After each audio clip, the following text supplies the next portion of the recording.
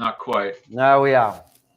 Now we're live. Hey, Now we're welcome back. definitely live. Yes. I'm Yeah. live. He's recorded. Wait, he's recorded. I'm live. Yeah, I'm recorded. Look, see. Ugh. Okay.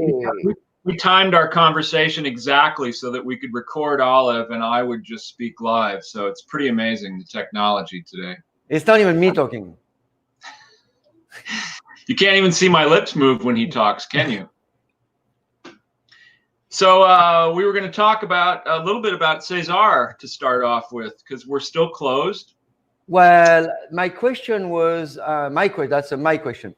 Uh-oh, you have a question. It's not a student's question. I wanted to know, not because we're talking about the business that stay open and close and all this thing. And in my business, cooking school, where people has to be close to each other, we have to wait basically until the bars open.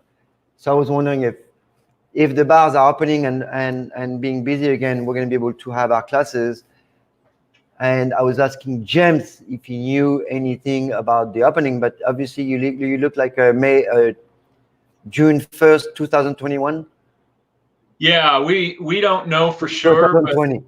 I don't think it's going to be till end of May, beginning of June at the earliest. And then the governor was talking about that when restaurants do open up, they might for a while have to do things differently, like have less tables so that they can be spaced further. And he's even talking about the servers wearing masks and gloves. So we'll see. I'm going to get an Olivier mask and wear that. Yeah, I know. And Olivier is going to teach with a James mask. That's crazy, man. We'll fool everybody. So yeah, I don't think we're going to open for a while. So what's happening is we're going to have to, for the tapas. Shit, I'm sorry, man. Something is happening. We are talking about maybe doing something next month, offering a deal where people could pick up a paella and a bottle of wine and some simple tapas to go. So what I was thinking about the problem about the tables is most restaurants, and this is something I don't know how that's going to play off. All restaurants basically, hey, Shahab.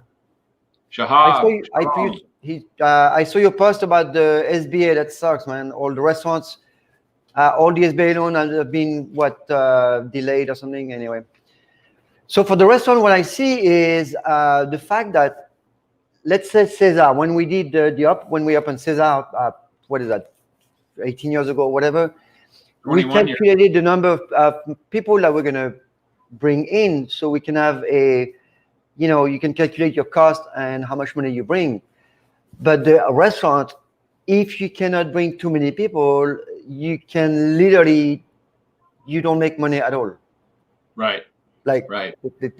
It's already so hard to make money on the restaurants that if you start to spread those tables, there's going to be no point opening. I mean, I'm sure people are going to open regardless because there's no choice. But how can you do that? It's crazy. If you don't do catering. Yeah. And César, it's funny because it's a place, that was packed on purpose. We kept it packed. Right. And that's the idea of the tapas and how do you deal with that, man? So I don't know. Well, I'm sure that when we do open, we'll probably do a very limited menu to start with to try to keep costs down, and we'll see. I mean, I'm hoping we can open back up early in June, but we'll see. It's going to be we're all just going to be learning here. There's no definite answer. Yeah. So I have a lot of friends that, of course, we know everybody around that have restaurants, and everybody's, they are completely. The worst is the unknown. Yeah. There's no plan. We don't know what to do. And restaurant is a certain way in order to work. If you change the whole structure of the restaurant, that doesn't work anymore. It's not the same business. Right. You know what I mean? It's different. So I don't know what's going to happen with that. The only thing I can see is catering is going to be big, but then if everybody makes catering, like how? Yeah, we used to do a lot of catering out of César. I know, I remember. Yeah. and then we sort of stopped and haven't done it in the last couple years. But who knows? I mean, we do offer something different. I mean, if somebody wanted to do a paella party, we could certainly do that. But we'll see. We'll see. It's all going to be, we're just going to be playing it by ear. Yeah, if we had a definite, June 1st, everybody reopens, you could gear up for it and you could plan, but we just don't know. So what's going to happen in restaurant, this is my own feeling, is a lot of people are just going to be like before. They're just going to, because a lot of people are not very bright, so they tend to forget this is our history. We don't really capture the danger. We just keep going. And then there's going to be a bunch of people that will never go out again. Or at least not for a long time. Yeah. Well, maybe not never, but they will be very, very cautious with anything public. I understand. Yes. The biggest issue we have today is basically because of a lot of people are sick and not healthy, we end up with viruses developing like crazy where that should not have happened. But anyway, that's another discussion. I mean, the really interesting thing in my mind is going to be watching people try to drink cocktails through their masks, but that's going to be tricky.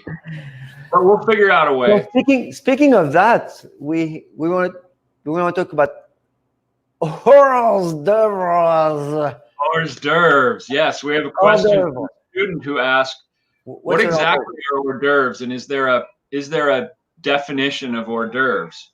And we're going to answer that. I mean, literally, definition. Literally, it means outside of the work. Yeah. So it means, in this case, it's outside of the main meal. So it's something it's outside of the main part of dinner. It's a before dinner thing.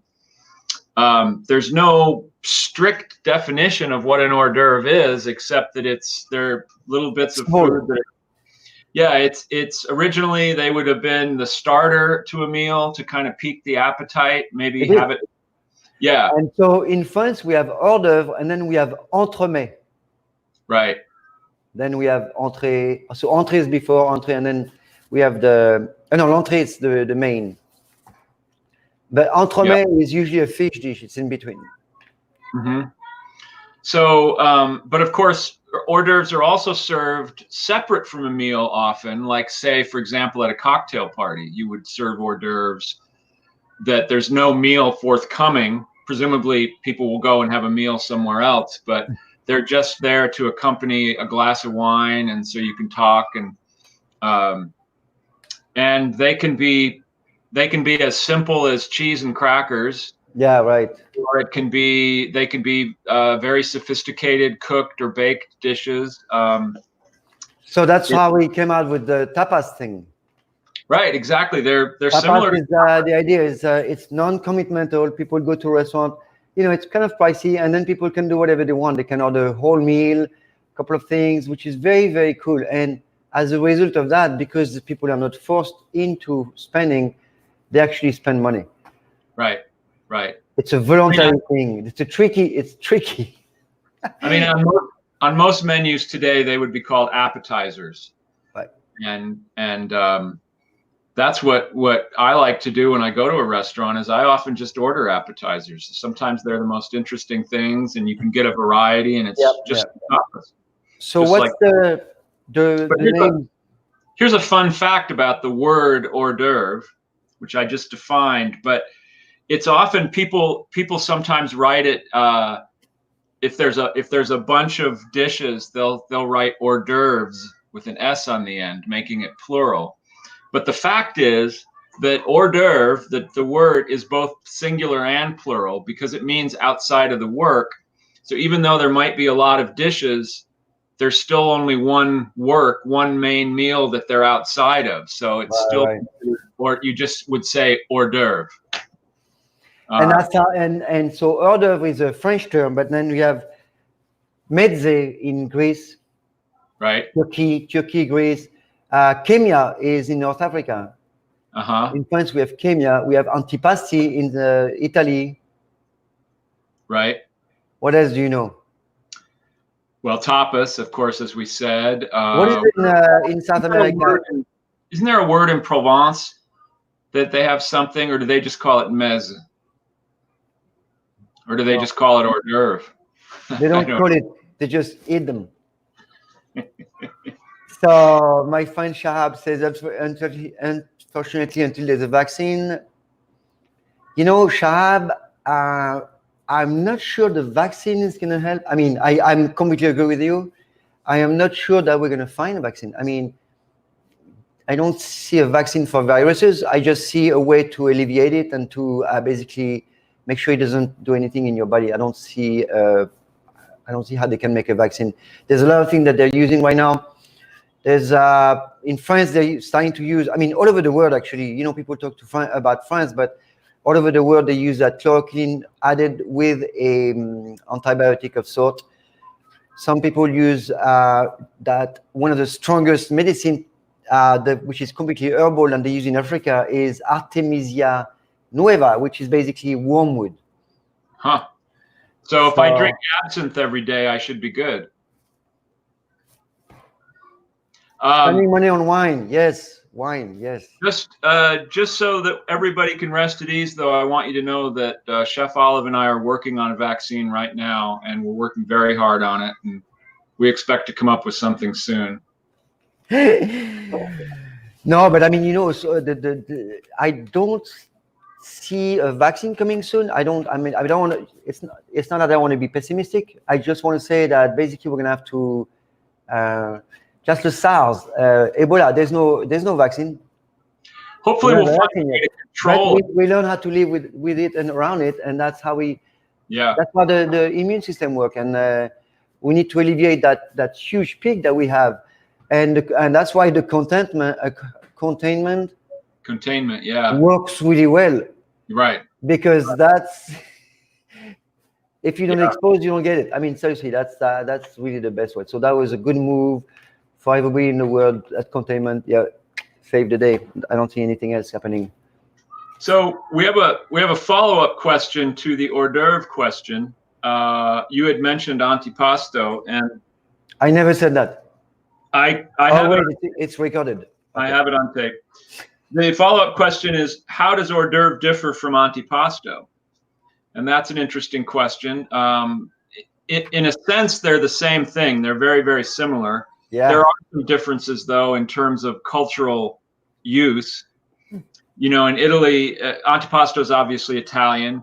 The thing about antipasto is that it's generally part of a meal. So you would have it at the table before the pasta dish, and then where hors d'oeuvres are often separate from the meal. Those are not. Yeah, it's it's like when I teach cooking and I teach the technical term, and I don't like those terms because they're too restraining. Right. If I braise or saute or sear, or roast or bake, there's not a lot of difference between roasting and baking. Yeah, there is, but there's not. Like if I bake mushroom and I get a little color, I'm roasting them, but I'm also baking them. It's like the words are a little bit limiting sometimes. Don't worry too much about those. I mean, if you go into a restaurant in Italy, particularly in Rome, where I've been in some of the restaurants I would go into, they would have a big display of the antipasto. Yeah, exactly. In the front of the restaurant. Actually, antipasti is the plural. But that's because you take way more time to eat in Europe, so you can indulge in those big snacks or in a larger order because you're gonna relax and eat your meal later. Right. You can't do that here. Yeah, here you have to pick. You have to do either you eat only little guys or you eat your main because people eat too fast here. Yeah. That needs to be like 2 hours, 3 hours. It's different. And of course, antipasto is typically, because it's Italian and it's typically served in Italy, the food is different. It tends to be cheeses and cured meats and olives and lots of like roasted peppers and marinated vegetables, stuff like that. It sounds very much like Spain, no? Ah, interesting. Ham and cheese. I had that for like 8 years, for as long as I was at Cesar, 8 years. Ham and cheese. I still do it. Do it. It's whatever. So here's a fun little fact. Another fact about the word. When I was doing some research about this, and thinking of things, and I wanted to get a real definition, because I've heard people say that antipasto means before the pasta, but I don't think that's really true. Anyway, so I thought, well, I'll just go to the source. So I got out my Italian dictionary and I looked up antipasto, and you know what the definition is? Hors d'oeuvre. Did you look at hors d'oeuvre? Thanks. That's a big help. Did you look at hors d'oeuvre? What did it say? Antipasti? Yeah. Antipasto means. Yeah, right. So the words are, yeah, I know. We have, we have a huge library of books here at Kitchen Fire. You can only imagine. I have hundreds and hundreds of cookbooks. I mostly have a health book on cancer and immune, because that's what we, with Lisa, that's what we focus on for our classes. And when we make meals, we've made meal for people with cancer for many, many years. So it's very immune targeted and anti-inflammatory and all this stuff. Yeah. But there's so many books with so many words. Now we don't call vegetarian anymore. We say plant-based. Right. I mean, oh, look. What? Oh. Amuse-bouche, Frode. Amuse-bouche, that's Frode from Norway. Yeah, Frode is my old chef, by the way, super chef. He's a little different, because isn't that a freebie? That's something that the chef sends out just as a little gift to the diner to start, to like get your juices going. So we have Frode from Norway, and we have Iris from Italy. Yeah. Go Italy. Antipasti. So the funny thing that is very funny for some people, I did, I'm Jewish from Algeria. So I'm French, Jewish, Algeria. And I did a DNA testing. I am 52% Italian. Ah, molto bene. That is insane. Crazy. Anyway, so Italy. Well, I'm curious now. I'm curious that if I got my French dictionary out and looked up hors d'oeuvre, would it say the definition is antipasto? I'll have to find out. Yeah, that would be funny. So you wanted to ask me about something else also? I did. You did. We should do our pizza question, because yes. Some idiot. So, I mean, some student. Huh? We're gonna do a pizza question, okay? Not everybody is gonna agree. We know that. A student asked, is there any definitive thing that goes on a pizza, or more importantly, is there anything that absolutely can't go on a pizza? And again, this student failed his course miserably. Because the answer is, this is America. You can put any damn thing on your pizza you want. Well, if you don't want any issues with the community, I had one of my chefs. I'm not sure if he was joking. I'm sure he was not. Chef Matt, Matt is pretty. And I think he quit his job one day in a restaurant because someone asked him to do a pineapple pizza, and he quit. He said, if you make me do that, I'll fucking leave. I'm not leaving it. No way. Oh my God. Well, they're not very accommodating in Italy. I mean, if you go into a pizzeria in Napoli or Rome and you say, yeah, I'd like, and you start listing off the ingredients you want, they're gonna look at you like, I know, right? On a pizza. We agree with you, Iris. Yeah, Iris. How about figs or bananas? How about kumquats? Oh my God, that's terrible. I mean, yeah. So you guys, technically, tomatoes a fruit, though. So we talked about something important. So you can put anything on your flatbread, right? But no blasphemy. Okay. We agree with you. We can put anything on your flatbread. You can't call it a pizza. Pizza is, pizza is special. It's Pizza is sacred. Pizza is very special. It comes round. It's always in a square box, and it's served as a triangle. So just it's a very, very interesting piece of food. Sounds like a true American melting pot. But a flatbread, you can put whatever you want in there. When I had classes, when I do kids class, it's funny because the kids, they can do whatever at the end. So we do a big class. So we have tomatoes, mushrooms, and stuff like that. So a lot of time, kids don't like mushroom for some reason. I think it's too mushy for them. But we have sausages and tummy and all kind of things, and they always want to do a chocolate pizza at the end. I'm serious. Always, always, always. And they want to eat. They want to add bananas. So what I do is I take the dough and I kind of rehydrate it a little bit, and I say, let's make a flatbread, chocolate flatbread. Because I don't want to do a pizza. But because anyway, if you're 52%, you don't want to get in trouble with your ancestors. And that now that you know you're Italian. If I go to Italy one day and I show my DNA testing, they're gonna kick me out of the country if I do chocolate pizza. I know, I understand. Right. That's right, and rightly so. Oh so man. The answer is what? Yes, there is. Yes. There are. You definitely. Well, there is. So I don't know why people are so with the pineapple. There's a lot of things you can put on a pizza, and I think deported right away. That's the word I like. I've been deported before, so I'm not afraid. Okay. Plus, I have kids now. He keeps finding his way back, though.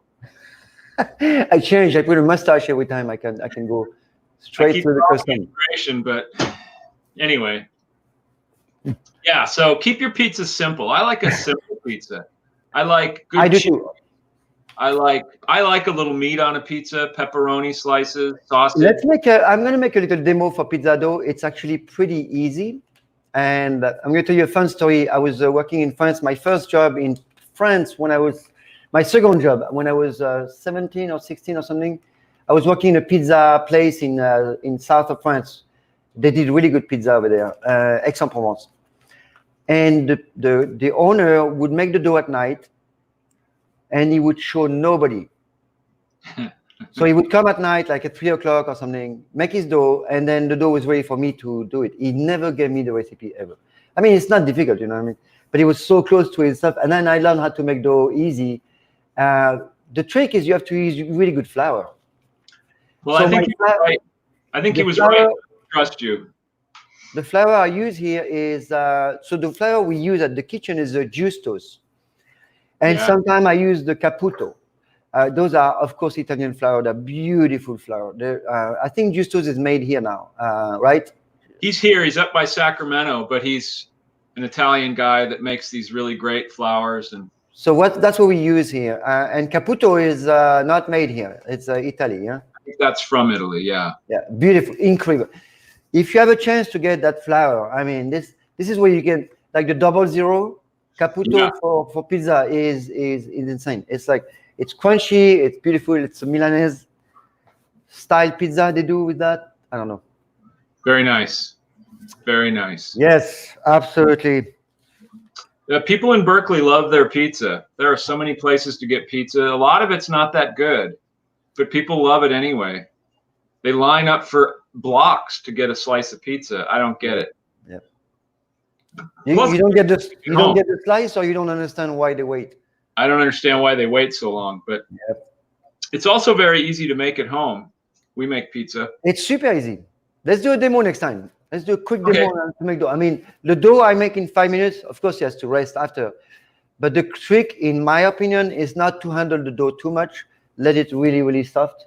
People go way too hard at that dough. It makes too tough and too tight. I want something fluffy that's going to puff in the oven and make some nice bubble. I like the bubbles. Uh-huh. And we'll make pizza, and then we'll send a piece to every one of our viewers. Can we do that? And we should send one to Iris first. Yes. Then we can send it to other people. She's going to be our tester. If she likes it, then we'll give it to other people. Iris, that's the thing with you can say whatever you want. Should I tell her that quote about Italian food? Yes. A guy said the trouble with Italian food is you eat it and then 3 or 4 days later you're hungry again. Oh my I God. do love eating in Italy. Eating in Italy is a fabulous, fabulous experience. I love it. It's true though. It's almost as good as France. It's very true. She's very right. It's like this much, like that. I don't know if you can see, but it's really small, like this much.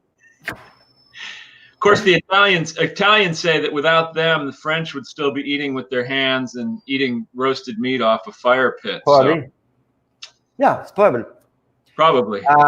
And yeah. But then that's the way I still eat. So I don't know. I eat with someone else's hand, but yeah, that. I don't want to. My hands are cold sometimes. I like someone else to feed me with the hands. Yeah, mine are never clean. So, well, all right. So the answer to whatever we were talking. Yeah, is. All right. Well, we're almost out of time. Last one. Huh? Last one. We do have a quick question about buttermilk. What the heck is buttermilk? Okay. And so buttermilk is good. So I want to talk about that because I want people to understand one thing very important about all this dairy product. The problem I have personally as a nutrition consultant is this.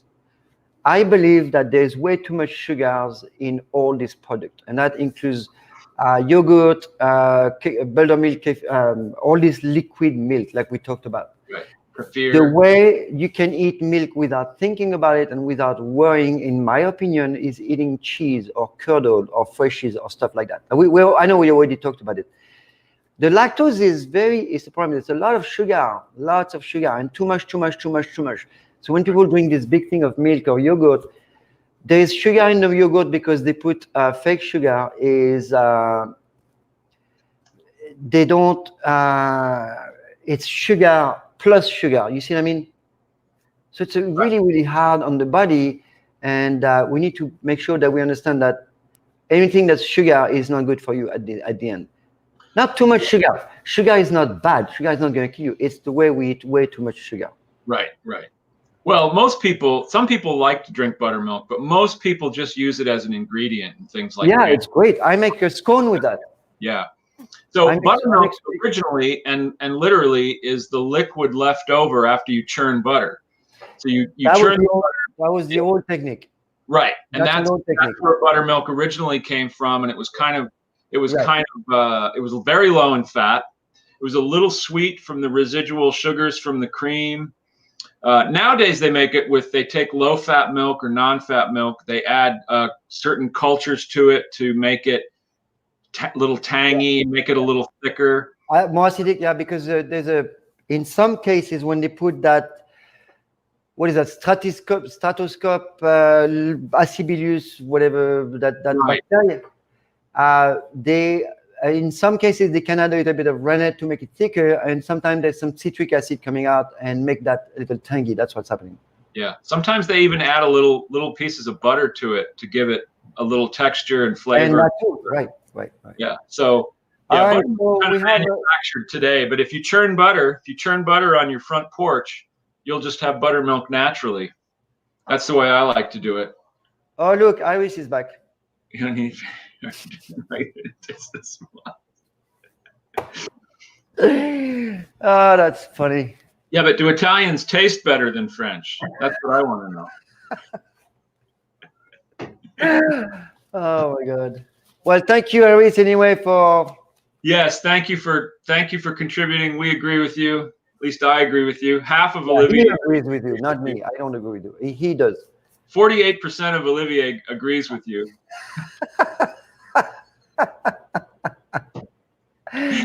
Okay, people. All right. Well, thanks for joining us today. Yeah, we'll see you tomorrow. We'll do it right. À demain. À deux pieds. If you say à demain, I say à deux pieds. Yes? Okay. I'll just say à bientôt. À bientôt. All right. Don't be afraid of your kitchens, everyone. Right. Tune in tomorrow.